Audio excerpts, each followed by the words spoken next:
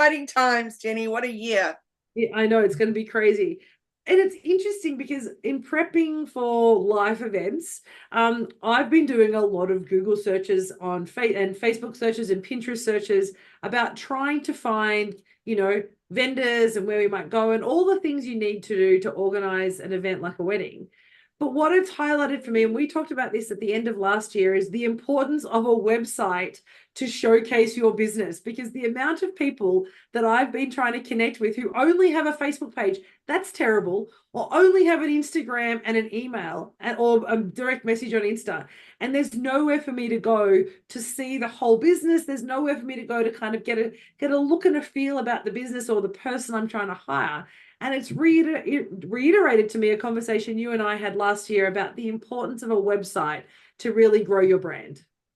Absolutely. And something just happened earlier this month with TikTok, which I'm not involved with in any way, but I read a lot about this stuff and some kind of agreement with music and blah, blah, blah. So people that are particularly creators and influencer types and stuff suddenly found that their stuff had no sound. And it's because it was all, so things like when they were using Taylor Swift or whatever, it's gone. So the point is, anything can change at any point with those platforms that we don't own.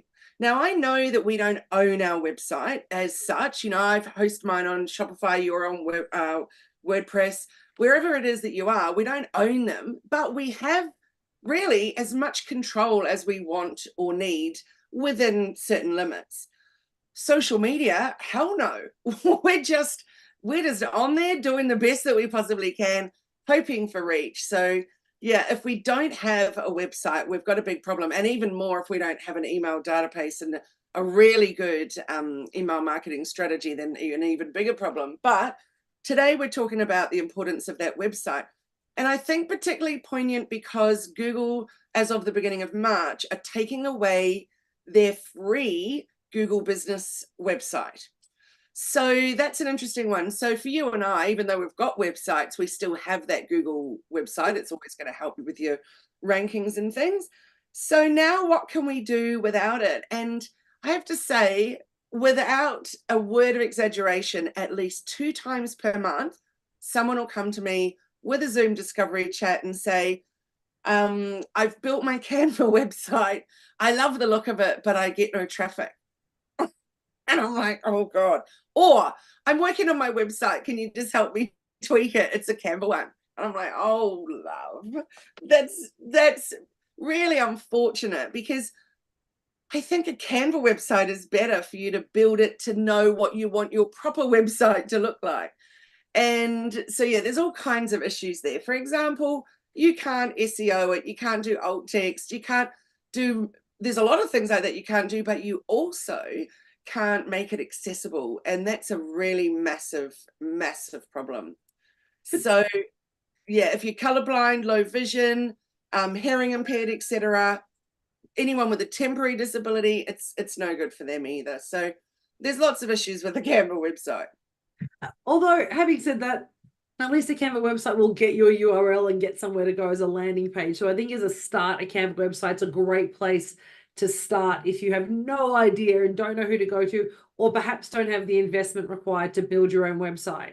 I think Canva is a good place to start. In the same way I used to, before Canva had their website portal, I used to direct people to use the MailChimp web builder, which is a very simple, basic web builder to really design as a landing page or as a site information collection page. So because it was great for MailChimp customers who are trying to build their database, they could build 1 or 2 very simple pages into MailChimp, although that is accessible and you can do some in terms of responsive, to all different platforms, mobile, tablet stuff, but it's still limiting in terms of what you can do. But the advantage of those 2 platforms is if you have no technical knowledge, it's a good place to start.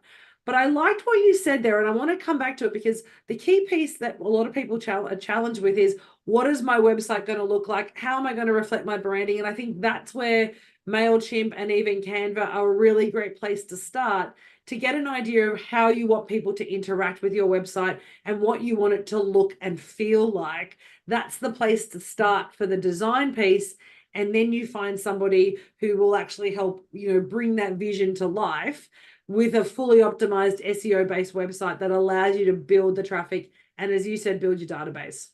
I agree. And one thing you said also, I think, is worth reiterating, that, well, many things are worth reiterating, but particularly there's one piece, which is if you just want to have some little presence, you don't need to be searched for online, perhaps. You just need to have something that you can direct people to find out more information. Then it's a great opportunity to have that until you're ready or have the funds or whatever to build out a full-blown website. So that is really handy. But one extra problem I didn't mention is that Canva websites are not responsive. No.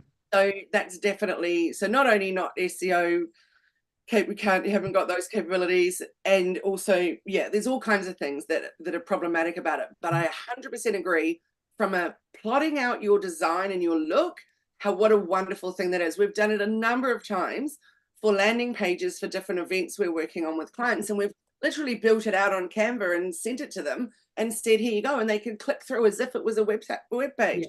Then we can go and spend it. It's much quicker to create something then on their platform than it would be otherwise. And I love it for things like an event page where you're not necessarily using SEO to build out your engagement. You're using socials to build out the engagement for an event. I have a lot of conversations with my clients who are looking to how integrate and mutual client integrate Teams into their existing platforms. And one of the issues they're using something like Humanitix is because of the SEO capability that it has versus Microsoft Teams, which can still do a registration and landing page. So I think it goes back to that question of what are you trying to achieve with your presence? And regardless of it's just having a landing page so people know you're a real person, or whether you want to provide a little bit more information than you can get on Facebook or Insta, the importance is to have some form of website basis so that you can collect the data that you cannot own through your Insta and Facebook. So even if it feels like you're repeating yourself on your website to Facebook and Insta, you need to do that so you can then collect and own the information. Absolutely. So with ads, so if you've got an ad that's then taking someone to a landing page, and then they don't, like, a majority of them wouldn't be signing up straight away, but then you can be retargeting with those ads and remarketing. So yeah, there's so much important data. Obviously you need your Facebook pixel installed, et cetera, but yeah, without having a proper landing page on a proper platform, you're really missing out on some incredible data. But you said something good before about the MailChimp option. And so what you could do, everybody, is look at what platforms you're already using. So for example, my CRM is Keep. I can make landing pages in Keep. My the platform I use for my running my membership and stuff, that's Thrivecart, and I can build a landing page on Thrivecart. So I've got a lot of options. I don't have to just do it on the website platform that my whole website is built on. So take a look at what you've already got and see what you can build out. But without a doubt, my top favorite spot for just a one-pager that could last you for years if you don't need to build out more pages and stuff would be a Wix website.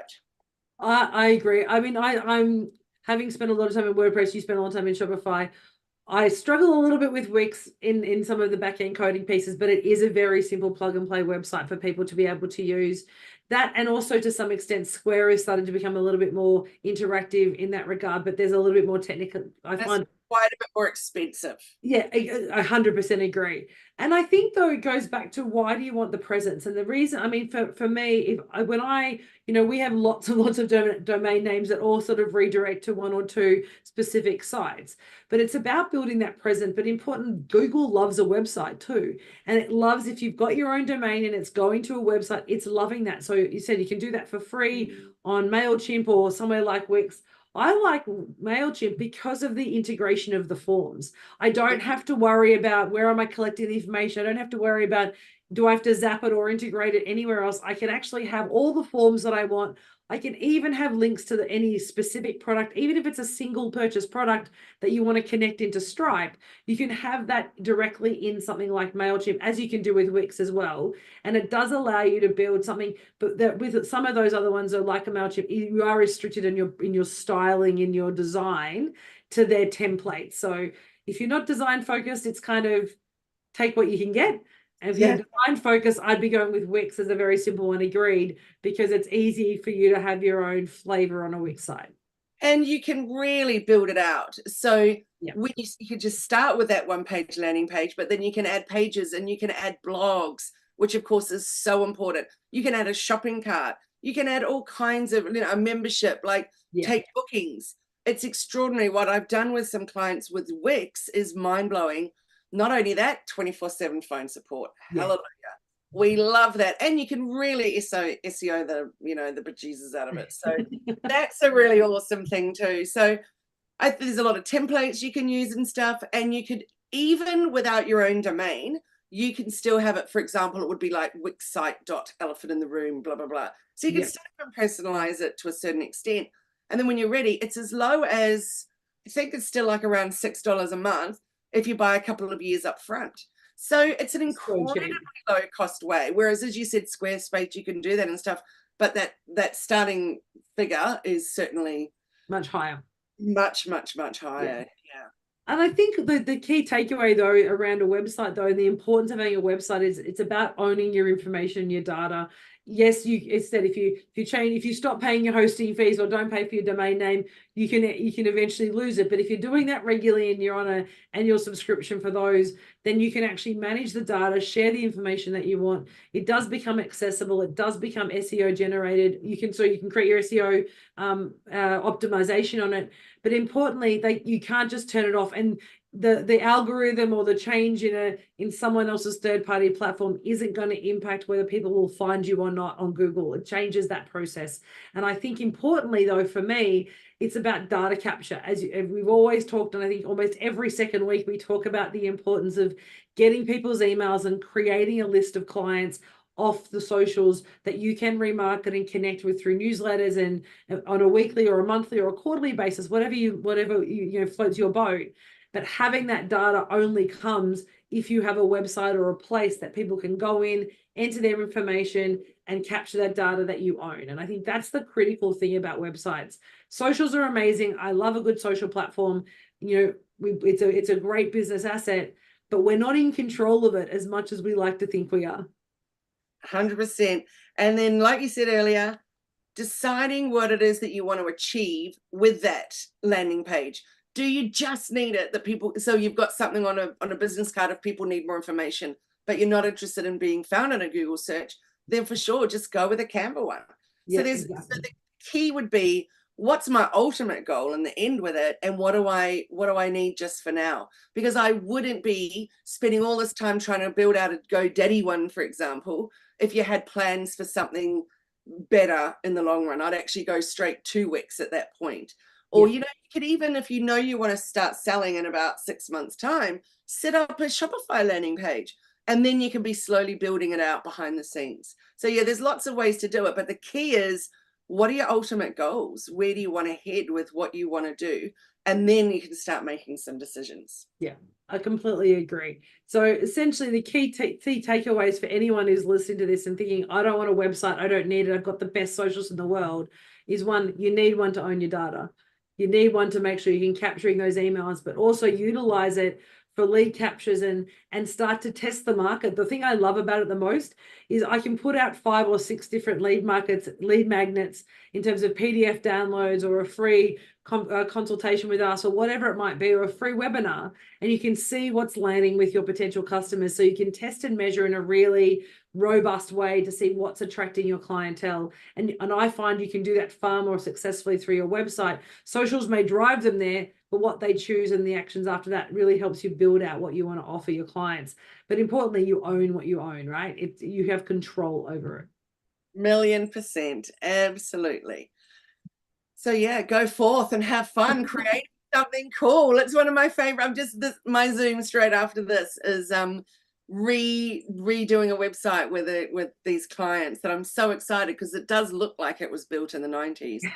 So that's fun. I love that, and put them into it. So, I think you've just made a really great point, Kylie. I know we're talking about the value of having a website, but if you've actually got a website already, have a think about when was the last time you did refresh it. Does it look like, it was built in the 70s or 80s when the internet just started, become online, or is it something that you're refreshing every year? It's so important, just like your business offerings, your branding, how you show up, what you're doing in your business everywhere else. Your website, you need to make sure you're refreshing and updating. And if you haven't heard our podcast on emails or the values of blogs, then go back and find those podcasts, or check out the work that you do, Kylie, on your hellomedia.team Facebook page, which has all the best tips on how you can maximize that engagement through a website. But make sure you're refreshing it, and make sure you're adding new content through blogs, or even updating our blogs, but make sure it looks like it's modern. You need to be attracting current clients, not clients from 20 years ago. Very well put. Well, maybe we could talk more on that next week, Jenny, about the must-haves for it to be included on that landing page. Love that idea. Old. Yeah, let's do that next week. So next week we're going to talk about how to really capture people's attentions and the must-haves on a landing page. Kylie, if people want to go and check out some of those posts that you've done on your Facebook or Insta page, where can we find you? Head to hellomedia.dreamteam on Facebook or hellomedia.team on Instagram, but really jump into our Facebook group, hellomedia.team, because we're sharing every day nearly, or probably more than once a day, really good things that are going to help you uncomplify what you're doing with your digital marketing and your business. What about you, Jenny? You can find us on @ElephantInTheRoomAU on Facebook, Insta, and LinkedIn as well. You all go to our website, elephantintheroomau.com. We've got a couple of downloads and infos that will help you build your business and create some of those foundations that you're looking for to grow or scale, or whatever it is you're trying to do with your business. Thanks so much, Kylie, for today. Enjoy your rebuild of your website. I know how much you love doing those. Yeah.